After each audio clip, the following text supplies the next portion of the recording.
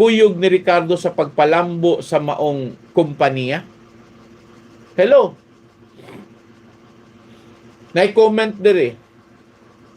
Yes, Olivia can do what she wants. And out of that gross attitude of Olivia,